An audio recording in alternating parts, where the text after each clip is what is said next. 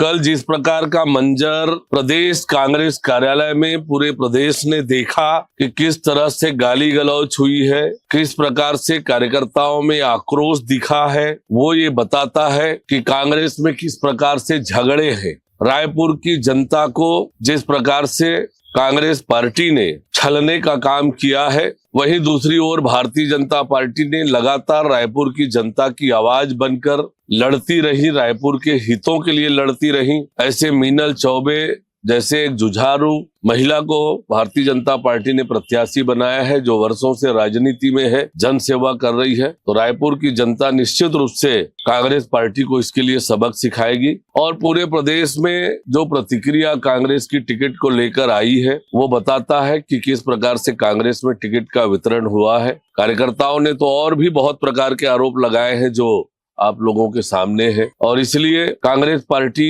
पहले से ही हार मान चुकी है। नगरीय निकायों की जनता तो तैयार ही बैठी है कांग्रेस पार्टी को घर बिठाने के लिए। 5 साल में जो दुर्दशा कांग्रेस की सरकार में नगरीय निकायों का हुआ, शहर की जनता ने ठान के रखा है कि इस निकाय के चुनाव में सभी जगह भारतीय जनता पार्टी को समर्थन देने का, भारतीय जनता पार्टी को जिताने का। समग्र रूप से विचार करके प्रत्याशियों का चयन होता है। समग्र रूप से भारतीय जनता पार्टी ने सशक्त और मजबूत प्रत्याशी चुनाव के मैदान में उतारे हैं। भारतीय जनता पार्टी में हर एक कार्यकर्ता का स्थान है, हर एक कार्यकर्ता का उपयोग है। अलग अलग समय में अलग अलग कार्यकर्ताओं के अलग अलग प्रकार के उपयोग पार्टी करती है। किसी को संगठन में, किसी को चुनाव में उपयोग करती है। सभी कार्यकर्ताओं का समान रूप से महत्व भारतीय जनता पार्टी में है। ये बार बार साबित हुआ है, बार बार दिखा है। कैसे हमने रायगढ़ में अपने महापौर पद के प्रत्याशी जीववर्धन सिंह चौहान को, जो चाय का ठेला चलाता है, चाय का दुकान चलाता है, गरीब परिवार से आता है, ऐसे भी प्रत्याशी हमने उतारे हैं।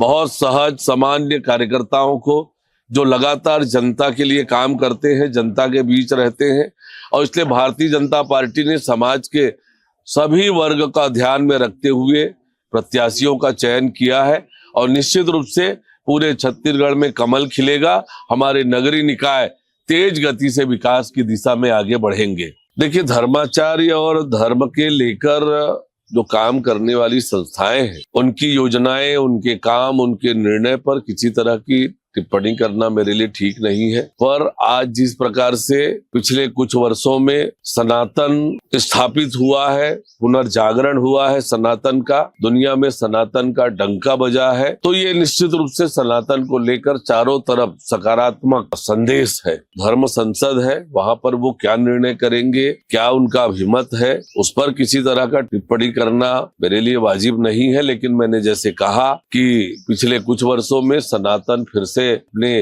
पुराने स्वरूप में आ रहा है और सनातन ही हमारी परंपरा, हमारी संस्कृति का हिस्सा है और आज दुनिया में सनातन का जिस प्रकार से डंका बजा है, तो निश्चित रूप से फिर से सनातन का प्रभाव पूरे देश और दुनिया में बढ़ा है।